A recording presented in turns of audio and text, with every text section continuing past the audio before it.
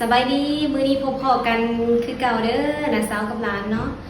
เฮามาฟังเพลงนำกันเป็นเพลงช้าๆอีกแล้วช่วงนี้ก็สิเล่นเป็นเพลงช้าๆเนาะเพลงผีเสื้อใจร้ายดอกไม้ใจอ่อนเนาะหรือว่าผีเสื้อใจหายกับดอกไม้ใจอ่อนนั่นแหละอ่ะฟังเพลงนำกัน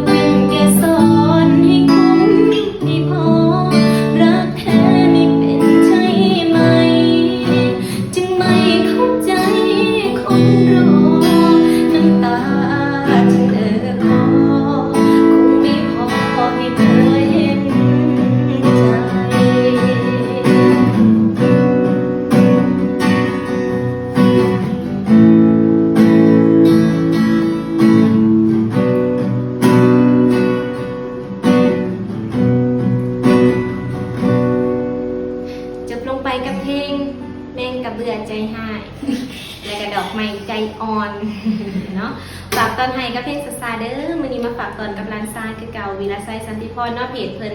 ฝากทุกคนกดติดตามร้านทรายนำเด้อแล้วก็น้าสาวน้องๆมุกดาวันสันติพรทางเพจแล้วก็ YouTube นำเด้อทุกคนมื้อนี้ก็สิฝากตอนไว้เพลงกับซัมนี่มื้อหน้าก็มาพบพอกันใหม่เด้อกาขอบใจหลายๆที่เขามาติดตามและก็รับชมเนาะมื้อนี้ลาทุกคนไปก่อนสวัสดีบ๊ายบาย